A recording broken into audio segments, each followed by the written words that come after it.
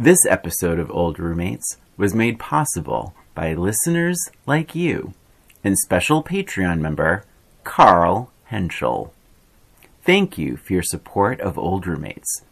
Enjoy the episode.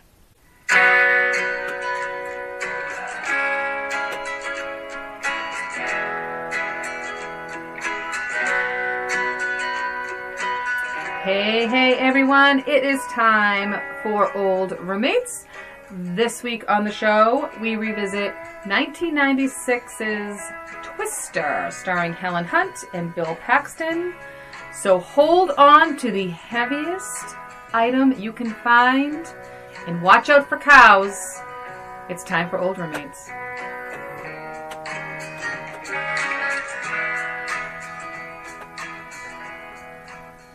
Hey everybody, and welcome to Old Roommates, the only podcast that revisits pop culture through a middle-aged lens. This is Brian. And this is Christina. I'm glad you're sticking to the format, Brian, for a change. What do you mean? Oh my god, do not. You're the one that breaks format. Just joking. Oh my gosh.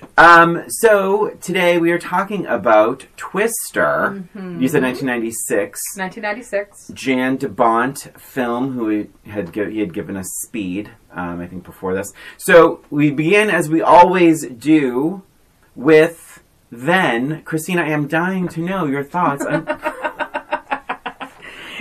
He's literally on the edge of his seat. I am on the edge of my seat. Your thoughts on Twister. So back then, I remember looking forward to seeing this movie.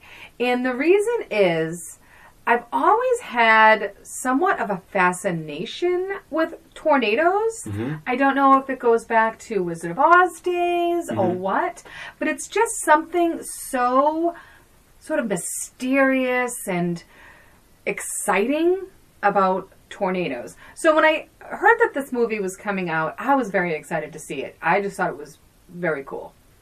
And I remember seeing it and liking it, but then feeling as though I did not like the relationship in the movie. So in the movie, it's obviously like the Helen Hunt, Bill Paxton sort of love interest thing going on. And I remember being annoyed by that. I liked the rest of it. I can't remember if I felt like it was too long or not. I remember not being as happy about it as I had hoped to be. Yeah. But I liked it almost for the first, major portion of just seeing the tornadoes. And then I think maybe it bored me a little bit. What about you, Brian? I think I just replay what you just said. Christina. Oh my gosh. So, as everyone knows, famously, we do not ever discuss how we felt. We do not discuss these things before we hit record. Even when we were deciding on what to revisit. We never talk about if we liked it, if we didn't like it. Yep. So back then, this is not a favorite movie of mine. I found it long. Mm-hmm. I found it loud. But not because it's about tornadoes, but because the cast, you know how I feel about chaos. Mm-hmm. And this whole movie the whole movie is the pandemonium. But then... I was introduced to, as the cinematic world was, to Philip Seymour Hoffman, who quickly became one of my least favorite actors. I know. Don't speak ill of the dead. He's been amazing. He was amazing in The Master. In your defense, you've always hated him. True. Thank you. Before he died and after he died. Yeah, if anything, I like him. Doesn't matter. But, okay. No, because it's I liked him in The Master. I liked him in Talented Mr. Ripley. But at this point, in 96, he was so annoying in Twister. And I don't know if maybe I'm alone in that. What did you think then about his performance? Oh, I thought he was annoying too. Okay. And I'm sure he was supposed to be. But there's ways of doing annoying. You know what it was? He was too close to everybody. Physically too close to everybody. And that's the part, especially with, this is back then too, right? But... with Jamie Gertz's character. Yeah. And she's not in the world, and I remember him like hanging on her. and just being like so freaking close to her, like get off of her. We're gonna get to that. That's a now note I have actually. So, but I said, it's like what's one annoying character after another, and I just remembered that, like you said, that relationship, Helen Hunt and Bill Paxton, feeling very tacked on. Oh, like yeah. this is the only, and anytime you have a disaster movie like this, I always think like, is this the only way they could have told this story? It's always like an afterthought. It's like they have the special effects, great, but now like make a story. So I just didn't care for it. And when we talked about revisiting this is your idea. I kept my mouth shut and I had a smile on my face because this that is is all very hard to believe, Brian. This is all part of the. You kept your mouth shut with a smile. This is all part of this old roommates experience, right? Because we're not just going to revisit movies we loved. We have to revisit the ones we were. Yeah, because your opinion about. might change. You but might I will like say, a movie you didn't like before, right? Completely. Yeah. And I will say, to your point, as it got more about, like, to say the second sort of, the final maybe 30 minutes or so, 35 minutes, I mean, it really packed a punch, like, with the special effects, and I remember really being like, holy God, these special effects are wild. And of course, the cow, as you mentioned in the intro, was a crowd pleaser for sure. And I think it is a good movie to see in a group, in a crowd. Yeah. So, but I remember leaving the movie theater being like, so not the movie I thought I was going to get. Right. Something was just off. Yeah. And yet, really quick trivia, it was made for $90 million. It made $500 million. So wow. This was certainly a movie that people enjoyed. I think the exit polls were like an A-. That surprises me. I don't know. What are they polling? Because we're right. Because 100% old roommates not approved. Yeah. And we're pretty forgiving. We are forgiving, yeah. I wouldn't have given it an A-. What would you have given it? Probably B-. I would have said C+, actually. Yeah. So it's around there, because the special effects can't be argued. They're incredible. And I do think that final 30 minutes is quite something. But, yeah. So, and back then, too. Back then, for sure, yeah. So maybe that's why they were thinking it was more of an A-, because they hadn't seen special effects like that or something. So are we ready to talk about now? Yeah, let's talk about now. Christina, now. Oh, now. So now, I was excited to watch this movie. I watched it with Matt and Emily. Wait, why? Because I was hoping, I don't know, I was hoping that my adult view of this would be a little bit different. Like, I had hoped I would have had a longer attention span. Okay. Especially as of late. I feel like all of our movies have been like over 2 hours long. I was a little bit nervous about that, but I'm like, hey, you know what? It's super, action-packed, if I remember correctly. And there were a lot of things I didn't remember. So I was excited in that way. Maybe in the same way that I was excited to see it way back in the day. Like, oh, it's about tornadoes. I still have a bit of a fascination. I was watching it with Emily, who had done a report on tornadoes several years back. So I knew that there was a little bit of an interest level there. So I was excited to see it. But I feel like I had a similar critique about it this time around as well. I thought it was extremely long. More so, I think, this time than the first time I saw it. I enjoyed the Jamie Gertz character a lot. I still felt like the relationship between Helen Hunt and Bill Paxton was just sort of why.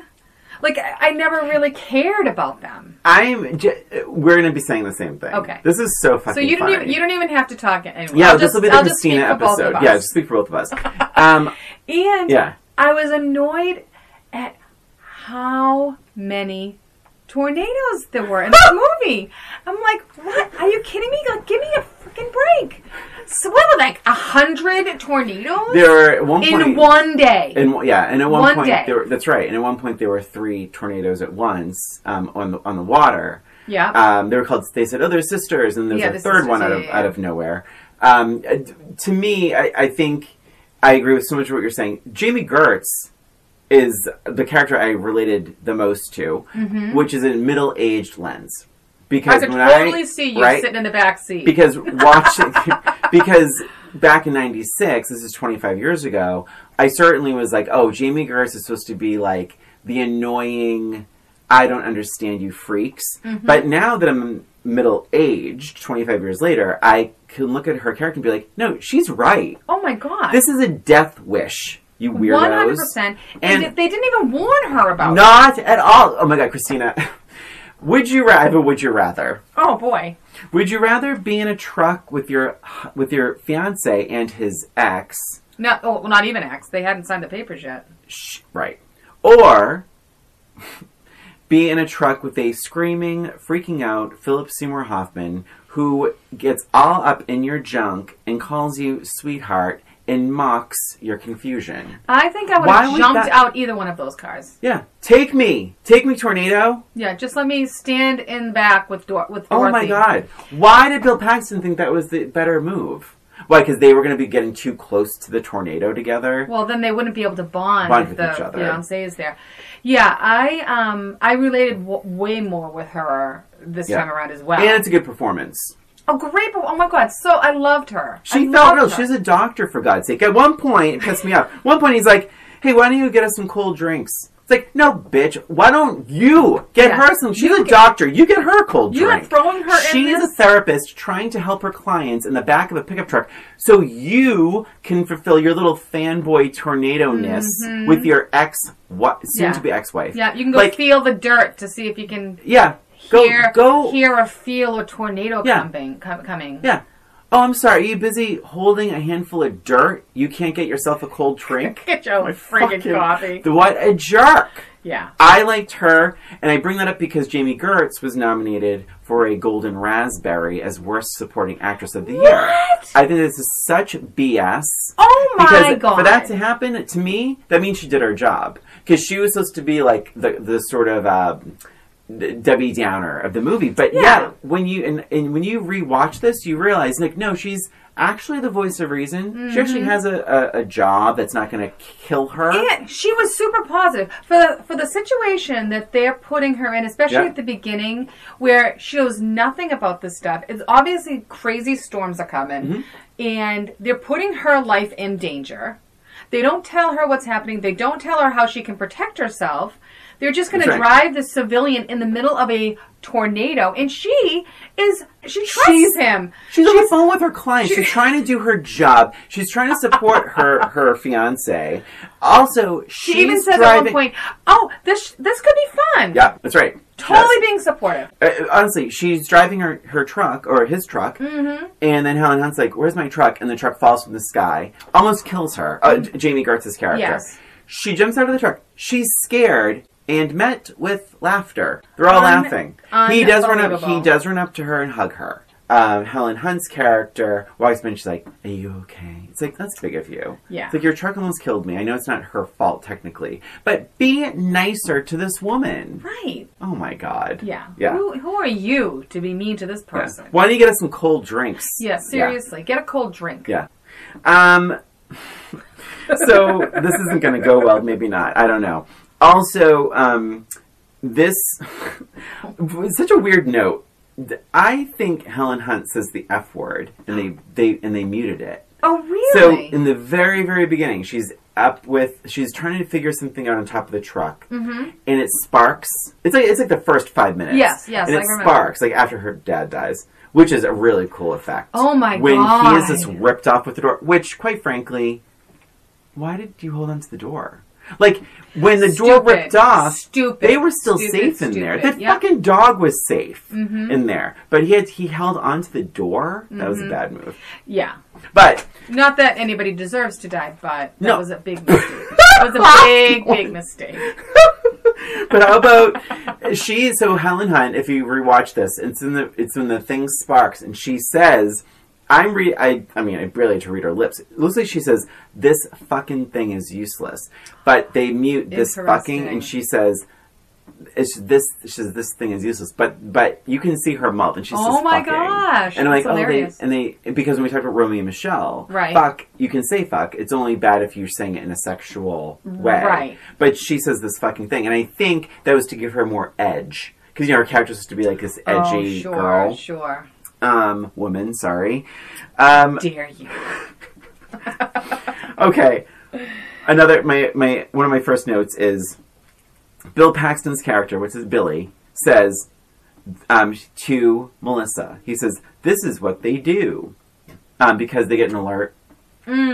So it's like, this is what they do for a living. And I wrote, could they be any less prepared? The music, it's like, there's one everybody. And it's like, the music. Oh my god, that's one of my first ones too. I said I did like the explanation, getting ready for the first Twister, because it does give the audience an idea of what's like kind of happening. Yeah. I get that. But right after that it says, the music is a little Disney-esque. 1,000. Right?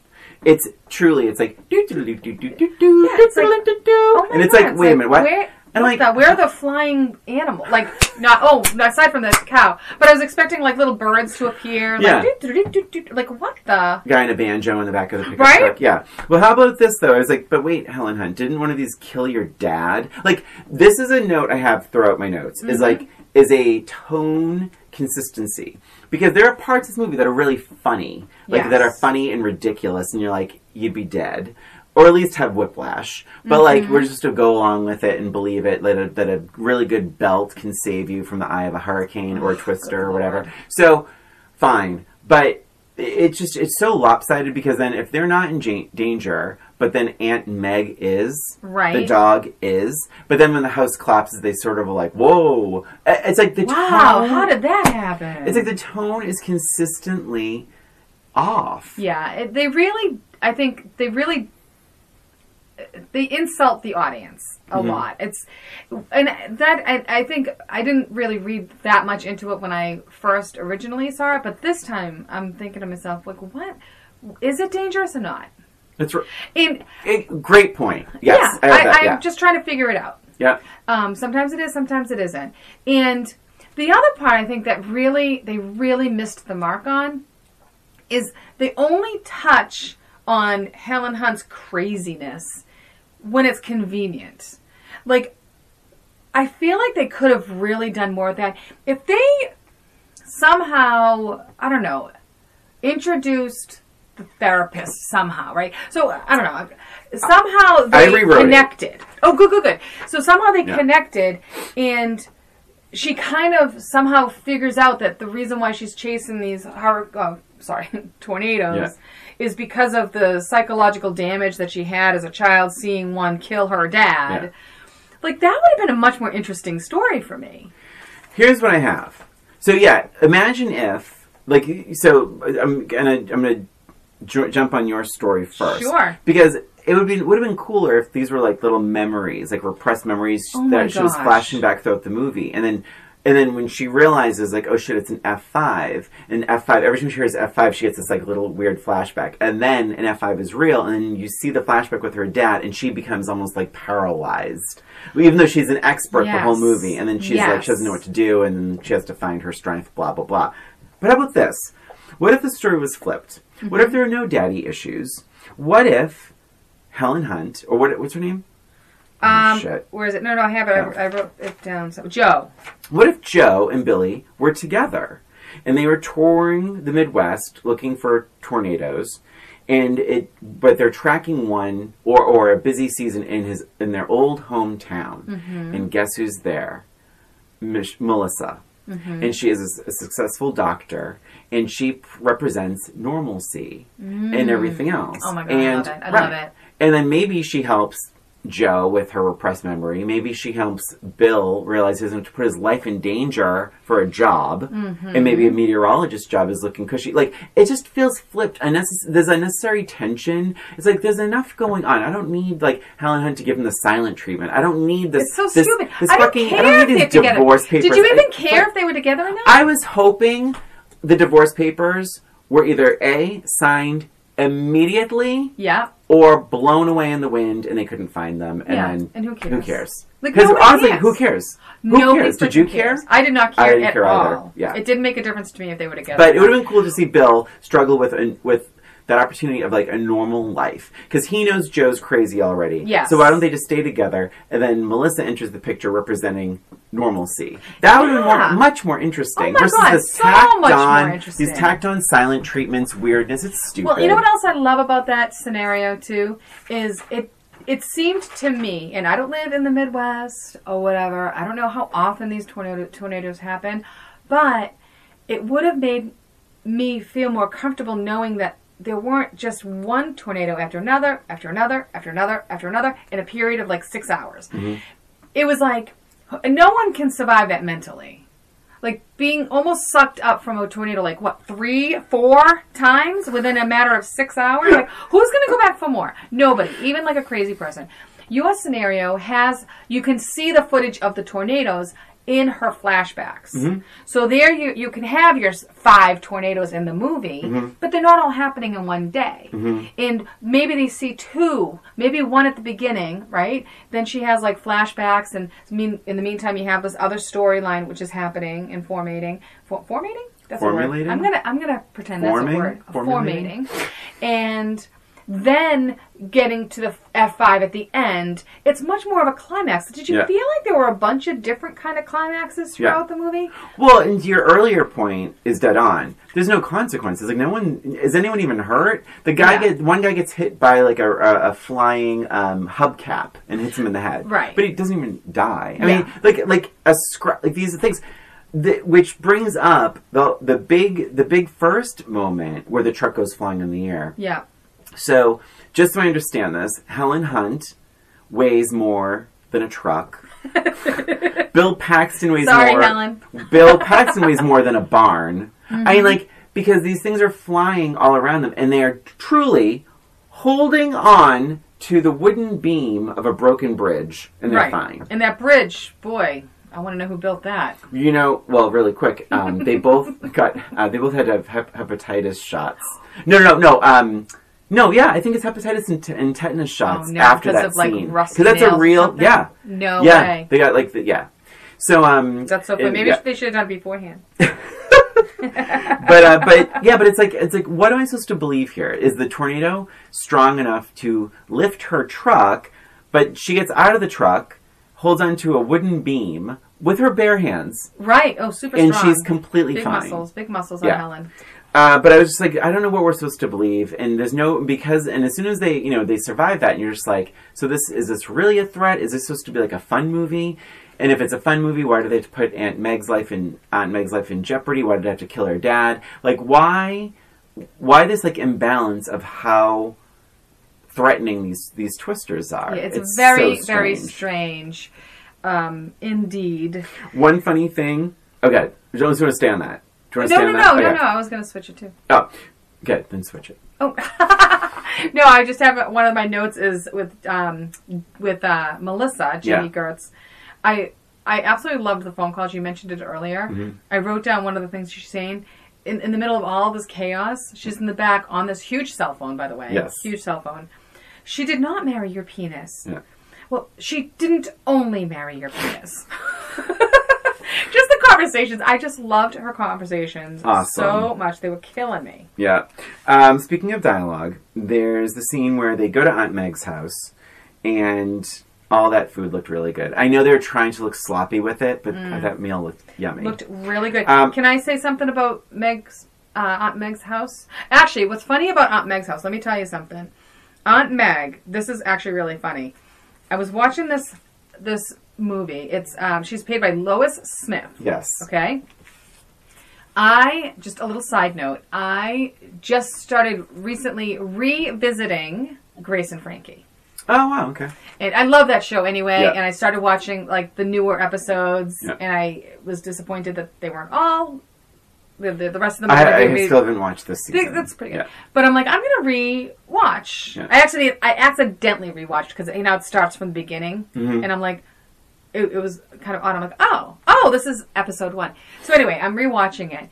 That very day was an episode where, oh my god, now I can't think of their names. I've only watched it a million times. Grace and Frankie. Grace's husband is Martin Sheen. Yeah. He saw his mother, his grumpy old, homophobic, racist mother, played by Lois. Oh my gosh. Smith. And so when I saw this, I'm like, oh my gosh, I think that's Lois Smith. Wow. And it was. So I thought that was really funny. I saw her both in the same day. Does she just win a Tony? I feel like Lois Smith just won a Tony. For She's good. I really like her. The Inheritance. I think that's true. But, sorry, I'm talking a lot. But my point was, my note when we saw Miss Aunt Meg, is anyone else concerned that she is creating art using huge rotating metal blades right in the middle of Tornado Alley? Anybody? Anyone want to raise a hand and say maybe Meg should be doing a little different with that art? Huge rotating metal blades. So I'm going to be honest, I didn't think it was that nuts. Oh my gosh. No, I really didn't. But then it's, of course, convenient because it's how they solve the wind. I was expecting them to come flying up and just, like, decapitating everybody. That was insane. Did they have to be metal? Couldn't they have been something else? Couldn't they be wooden or something? Well, but to me, it's about the scraps. Yeah, I think that was not a good choice on Aunt Meg's part. Okay, she won a 2020 Tony Award. Wait. Oh my god, I apologize. She won 2. Outstanding Featured Actress in a Play. She won a Drama Desk Award for The Inheritance. This is all of 2020. And then Tony Award, Best Featured Actress in a Play, The Inheritance. So Lois Smith still working away. Mm-hmm. One moment, please. I'll tell you how old she is. She's 90 right now. Yeah. So I think that... I'm sorry, go ahead. Yeah. So my thing is about Aunt Meg's house is, like, of course, they put on the news... And it's Carrie Elways, who looks really cute in this. Yeah, yeah. He looks like younger than he looked in The Princess Bride. You're right. But did he have a little mustache? Is that what was happening? I don't know. Or maybe because The Princess Bride, he had the mustache. He had that weird mustache. Yeah. So but what's funny is now Bill, earlier that same day, very same day, Christina, he was ready to physically damage Carrie Elways' character. Remember, he was like going to fist fight him and fighting people off, and he was going to kill him. He sees Carrie Elways on TV taking credit for their idea. So mean. And he's so angry. Billy says, he looks at the TV screen, and he says, "What a wiener." Did you catch that? He called him a wiener. That's hilarious. I'm like, ooh, such language, Bill. You're ready to calm down, Bill. You're ready to kill him 5 minutes ago. Oh my gosh, that's so damn funny. My whole thought about Aunt Meg's house. Yeah. I really wish, because again, like, you and I both do this now. We rewrite the movies so that it makes more sense. I feel like there was so much going on. It reminded me a lot of Backdraft, actually, with like fire after fire after fire after fire after fire. Like, you needed a little break from all of that craziness. And I liked the fact that Aunt Meg's house was that break. It upset me that they went back. Like, it upset me that the tornado is now going to kill Aunt Meg. I think they should have just left that alone. I don't think they needed to go back. I have 2 other thoughts about that. I think they should have left the girlfriend. Why couldn't they leave the girlfriend with Aunt Meg? Totally. Right? Hello? Yeah. You gotta bring her into an F5 after she's almost been killed like several times now? Let her get some work done. Why don't you just like hang out with Aunt Meg a little bit? Aunt Meg liked her. Yeah. She said, really nice to meet you. She's like, you too, dear. Be careful. Blah, blah, blah. Like, they were getting along. Why not? Why not? I would have stayed with Aunt Meg. And then the other thing is they could have... they could have thought back to Aunt Meg's house. Like, they didn't have to go back and have Aunt Meg almost die and have the dog almost die in order to get back there to see the rotating blades. Yeah. Well, I think... see, I'm going to be honest. I think as contrived as it was, it didn't bother me. Because it was like... maybe it took her a little long on the uptake. I mean, Aunt Meg is her aunt. Like, she's probably there all the time. Yeah, how many times has she visited her? How many times has she looked at the way the wind handles a wind chime? She's been doing this her whole life. Studying tornadoes her whole life. And she's just figuring out now that... Oh, it needs to be rotating to move? What? Right. Even I have never studied tornadoes, and I could probably have figured it out quicker than she did. But you said this movie reminded you of Backdraft. This movie reminded me of Jurassic Park.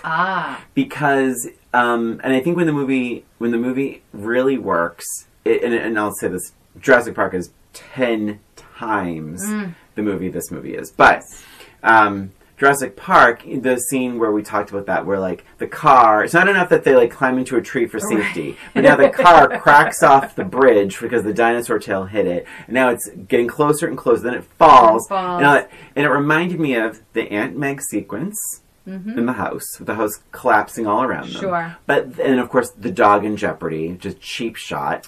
And because we already had a dog in jeopardy. We had Toby in the beginning. So then, but then the other thing it was the tractor, the oil tanker. Bill has this amazing truck that can withstand a fucking tornado going right over it. Right over it! But didn't it drive through the fire, right? Yeah. I have it written down. It reminded me of the Terminator. When the guy starts walking through the fire, like, what is this car made out of? Yeah. 1,000%. And also, it gets hit by a tricycle at one point in the windshield. The next scene, there's no crack in the windshield. It's fine. It's fine. Bad attention to detail. Fine. But what's funny is this hurricane they're within 10 feet of it. The truck is shaking, sure. But they're like, what is that? What is that in there? What is that in there? And then suddenly, a giant 18-wheeler oil truck comes soaring out of this tornado, just because the movie told it to. Yeah.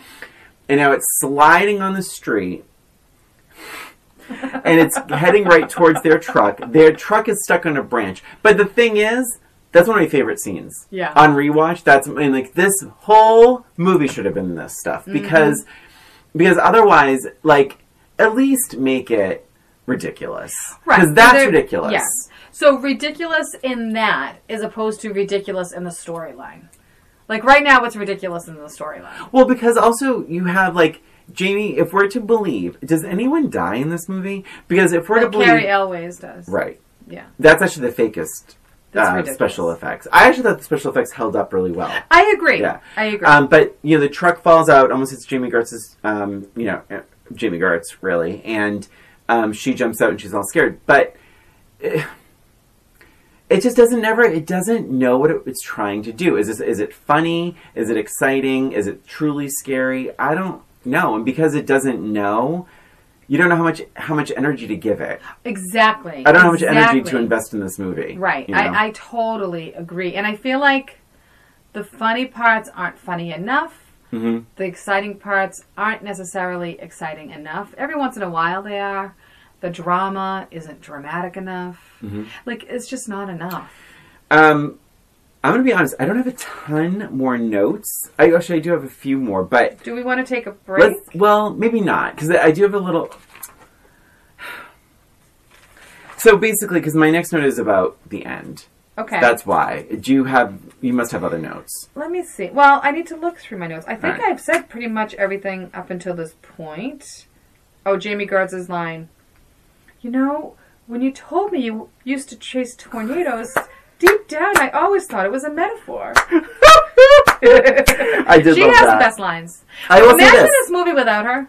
Oh my god. Snooze it would be so annoying. fest. So annoying. Snooze fest. I don't know what would have been a snooze fest. For me, it would have been annoying. Because everyone's so loud. Yeah, I would have been bored with it. I will say this. In Philip Seymour Hoffman, I wrote he's loud, but not as annoying as I remembered him being. So I don't know what that says about me. Interesting. Maybe I'm just... What? About Philip Seymour Hoffman? Yeah. I wonder if it's because from that point on, he played much more obnoxious characters. Maybe. Or maybe I've just experienced more obnoxious characters. Yeah. But I still, the special effects I think really held up well. I did think when they were driving through the house and the truck, the unstoppable truck, I wonder if like sales went up of that truck. Oh, yeah. So much about that truck. It's indestructible, right? But what I thought... Okay. No, go ahead. Oh, so at the end, and we can jump backwards, but, like, my next note is this. And because it does tie into the logistics and the realism. Mm-hmm. It's not enough that they used truly, like, a fucking belt to save their lives. Mm-hmm. They don't get whiplash. Their clothes don't even rip off them. A tornado is going right over them. An F5? Yes. An F5, they have not broken a bone. Their clothes have not ripped off. Mm-hmm. Do they even lose a shoe? I don't know. Where I draw the line is the wind dies down. I swear to you, Joe's headphones are still on. No. Christina, I wrote this note. I can't even take my sweatshirt off at the gym without my headphones going flying. And yet, in F5, oh my God. Come an F5 on. doesn't rip her headphones off. Yeah, that's the little things like that. That's what it's like. Am I investing in this shit or am I not? Is this a comedy or not? Right. Just make it stupid then. Right. One or the other. One way or another. You can't have it both ways. You're having an engagement break off because she's really, truly scared. But then you have the person not even losing their headphones in an F5 hurricane. Or what is it? A tornado? Yeah. Tornado. Come on now. That's Come crazy. on. That's pretty crazy. I have a note here where another attention to detail. Yeah, please. Sort of thing. Where, okay, so they have this like Dorothy thing, right? This contraption in the back of the pickup. And the idea is to release the little knobby thingies when they're in the middle of the hurricane or whatever, right? So they put a lot of thought into this, right? They made these little things. They've talked about it a lot. So do you think maybe, I'm just thinking, time is of the essence when you're undoing the top? Yeah. They are sitting there in the middle of a hurricane. God, I keep doing that. Middle of the tornado. Untying knots. Yeah. And they're getting stuck. Oh my God, I can't untie it. I'm like, are you kidding me? Yeah, because they're fucking soaking wet. Like, why do you think about this? But why would you have knots to begin with? Right. Can't you do something like maybe cut it? You could maybe have a knife. Bling, bling, bling. Time is of the essence. Also, how about seatbelts? Can you make them with seatbelts and just click the button and open it? It was so dumb. So dumb. Also, how many of these things do you have to watch perish before you learn your lessons? Right. They didn't even like take anything away each time. No, they didn't. It's like you didn't think the wind would just knock it over. I mean, like, come on now. I think we need to towards the end. Like, I think we need to weigh it down a little bit. Oh. Do you think? Really? That thing would have fallen over. Though? Yeah, that Maybe thing would have. Use a seatbelt. It would have fallen over in a breezy day. Yeah. That fucking have Helen Hunt hold it down. She has the muscles. It's a garbage can. I mean, really. Of course it's going to tip over. And I also thought the drive-in scene wasn't really necessary. Like, I felt like there was so much of these areas that you just could have eliminated.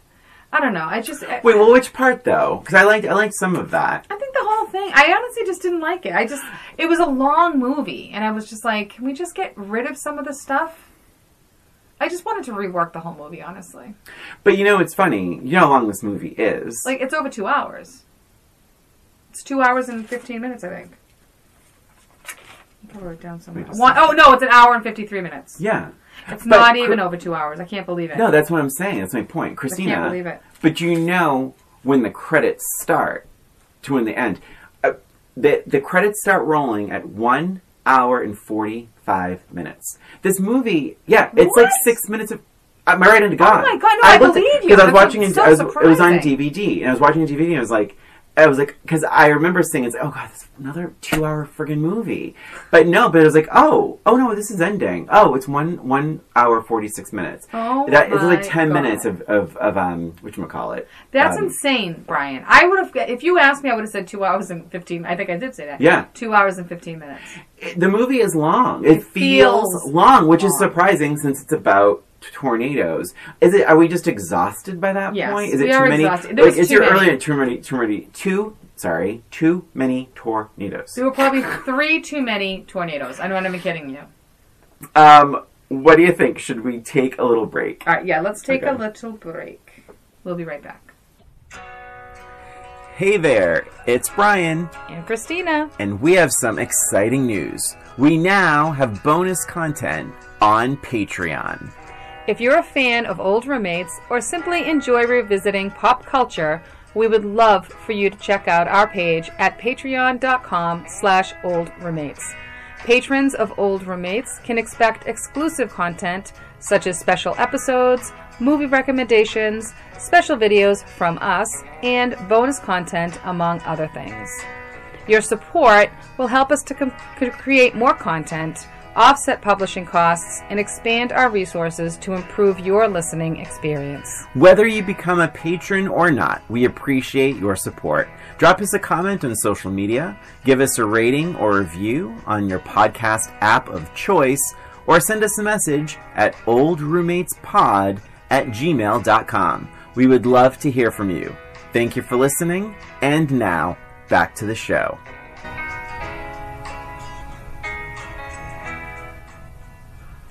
And we're back talking about 1996 Twister.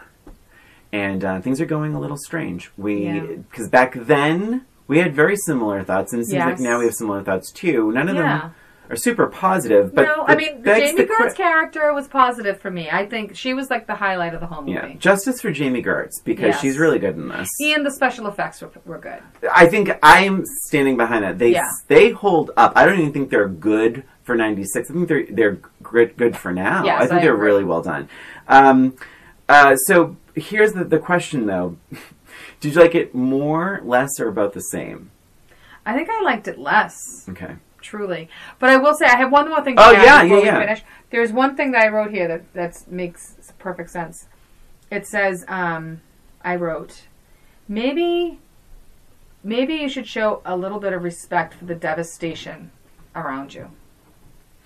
And that's one thing that bothered me a little bit, where they are in the middle of all of these people walking around in the ruins of their houses and things like that. They don't even bat an eye at it. They just want to go chase another tornado. And it really kind of bothered me. Like, I wish they had, like, at least acknowledged it. Or, I mean, they're all like, yeah, let's go, woo-hoo. Like, I'm like, look around. People are dead. Yeah, yeah. People's entire lives have been destroyed, and you're all excited about it. Yeah. So that pissed me off. So I wonder, to that point, I wonder if that's why the drive-in scene was included. Because remember, they did help all those people to keep them safe. But I know what you're saying. Because Aunt Meg wasn't the only person that lived in that street. She was surrounded by houses that were demolished. Mm-hmm. They weren't jumping into action and giving people blankets and coffee. Or I know what you mean. At least acknowledge it. At least acknowledge it. But maybe it's disrespectful. Unless they're just so jaded from all the death and destruction. I don't know. But here's my feeling. I wrote this last night. So I watched it last night. Oh, okay. I did write, I liked it better. But only because I hated it before. I really, like, right. And I think what my note is, like, the fun stuff, the cow, the left, right, left. Yeah. That was fun. The oil tanker, the house, the Jurassic Park type vibe. You know, it's like that. The special effects are still great, and I truly liked the special effects more than I hated the rest of it. Mm-hmm. I think it was just the wrong angle to approach this type of movie. But there's no logistics, there's no consistency, and good luck. I mean, I thought it was so funny when, like, the balls go up in the tornado. Oh yeah, and they get all the instant readouts, and they're like, yeah, awesome. It's like, yeah, good luck with that. Good luck with all that data. All you're going to find out is that it's really fast. Yeah. And then, that was the other thing. Because Carrie Elways, they have the same contraption, right? Yes. Yeah. But they could, you know, I mean, but he doesn't have the instincts. I was just going to say that. It's so funny. Yeah, he didn't have the instincts on how to find a tornado. Yeah. And that's what ultimately led to his demise. And they were like, no, don't go that way. Don't go that way. But it's like, I don't know. Is it enough? I mean, why? Like, could they have not had a nicer conversation and worked together to, you know, who knows? Because he had the resources. They didn't.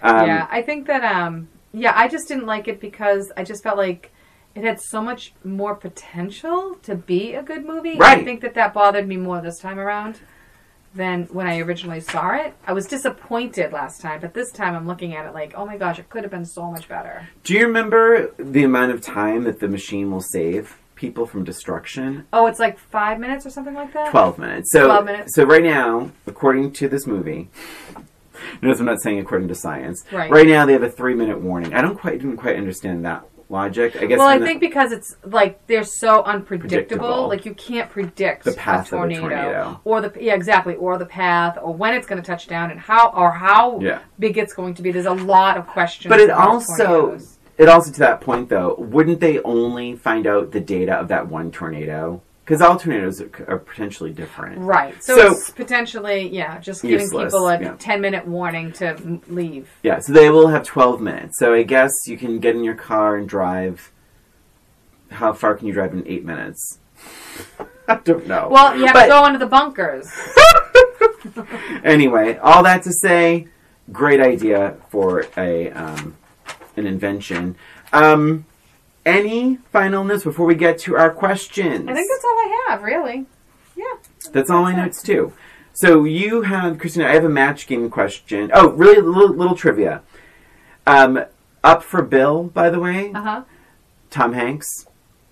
And I know, don't see it at all. Don't see it. Yeah. But this one I do. What's he going to be doing? Cracking jokes? But this one I do. What? Kurt Russell. Oh, yeah. Could have seen him in this. You know, I'm a huge fan of Kurt. Yeah. He would be good. I want to see him in it now. It was up for maybe that Twister could rip his shirt off, his little white tank top. Well, Helen Hunt wore the white tank top this time. Oh, right. The 2 Oscar nominations for sound and special effects, it lost both of them. It lost special effects to Independence Day. Oh, so yeah. Twister was the second top-grossing film of 1996. Independence Day was the most successful, most top-grossing of 96. Bad timing on that release. Yeah. So, what do you think? So I have a question for you. Mm-hmm. And then you have a match game. Yes. Why don't I go first? Okay. Because that way you have the music and stuff. Going. Okay. So here, it's kind of it's like a would you rather question for you, Brian. Okay. Okay. Would you rather be Bill Paxton's character in Twister, mm-hmm. Sam Neill's character in Jurassic Park, mm-hmm. or Kurt Russell's character in Backdraft? This is it's a really good question. Thank I like you. this one. Thank I you. like these would you rathers as movie characters. Thanks. I like this. And I think I know. I have my answer. Ding. Okay, I think I know your answer too. All right. I said number 2, Sam Neill, Jurassic Park. Oh my gosh! I thought it was I know you had an eyes opening like, oh my gosh, you got it right. Yeah. But no, I'm saying oh my gosh because I'm so shocked. Oh. I thought you were going to say Bill Paxton's character because I feel like Bill Paxton's character had more control over what he was going to do or not do, as opposed to Sam Neill's character, which it's more external forces harming you. Like, it's the dinosaurs coming for you and all the chaos surrounding Instead, you. you're going towards the tornado. As opposed to, so you have that kind of choice. Like, maybe you want to slow down a little bit. Maybe you want to speed up a little bit. I don't know if you know this. I hate driving. Oh my god, that's true. I hate being a passenger. Not even driving. The passenger. I hate being a passenger in a rainstorm in a car. Yeah, it's a huge fear of mine. True. It's based on nothing. But like hydroplaning is terrifying to me. But like being a passenger, not having that control, and Helen Hunt wanted to drive and all that stuff. Mm-hmm. But I think with Sam Neill, what I liked about that is like I feel like he's more knowledgeable than Bill Paxton's character. Mm-hmm. And to see dinosaurs, I think would be really cool. And also, you mentioned it's like the option of going towards something. But I think they were safe in that sort of cave. Mm-hmm. And they were only going out to save people. So I think, like, if you could have been more authoritative and say, just stay put, stay in here, stay safe. Mm-hmm. But I think he was smarter than Bill Paxton's character, and I think he That's true. was more logical. And I liked the Sam Neill. I mean, although he's a bit of a dud, but I liked the way he thought, and I liked that mission that he was on. He is smarter. Absolutely. Sure. Yeah, he is smarter. And so, yeah. How would you say? I think I would have said probably the Bill Paxton. Yeah, no one wants to be Kurt Russell in Backdraft. No one. Oh my wants god. To, yeah. No, I knew that was an out. That's right rough. away. Yeah. Ready for my match game question? Yes. Christina, I know we're big film buffs. Mm-hmm. Okay, but you might not remember this, but there's been Twister. There's been Volcano. Even in the 2000s, there's The Wave and The Quake, Towering Inferno. A lot of natural disaster films. But Christina, a lot of people forget a big box office bomb. Mm-hmm. People don't even remember this movie ever existed. Oh boy. But very few people saw this movie and bombed. It was about a never-ending rainy day. Oh. Critics hated it, and it just vanished from the movie theater. In hindsight, film historians have said that the real problem... That's the longest question ever in creation. But the real problem was its lackluster title. It was simply called blank. I already have it. Wait, hold on. Oh, wait. Now I have two. Can I do two? Do it right now. All right. I'm gonna. So you what see. I'm doing is, Wow, for someone who's like, I got it. I spelled it wrong. I spelled the wrong word. Okay. Ding. Ding. All right, Christina. Let me just repeat part of the question. I'm gonna do. Clearly, you're at a time crunch. Oh my gosh, who isn't after After that? Twister and Volcano and all these other natural disaster movies, the biggest bomb of all time was a movie about a never-ending rainy day titled Blank. All right, this is my initial thing. I wrote down both, but it's my initial one. Ready? Yeah. It's called Puddle. So, Christina, I was. Can I show you my second one? Yeah. Okay, my second one was wet. So, I rehearsed this question with Carl because I knew it was a long question. Yes. And I'm like, but I really wanted to set the tone. And I was like, she's probably going to write Puddle. I said that out loud. No! I was like, she's probably going to write Puddle. How would you ever think that? I don't know why. Isn't that so? Because I write them down first. I never say them out loud. I always write them down first. And I was saying it out loud to Carl, and I heard myself saying it, like, she's going to write Puddle. But I wrote Drizzle. I can't even see where you wrote it. Drizzle. It's like the smallest. Oh, yeah. Drizzle, that's good. Drizzle's cute. Yeah, that is cute. cute. Like 2 tickets to Drizzle. And you know what? I like it. It's more of like a movie title. Drizzle. Yeah. Like, I could see a movie being called Drizzle. Yeah. What would the tagline be? Drizzle. You're all not not just wet anymore. You're the day we all got wet.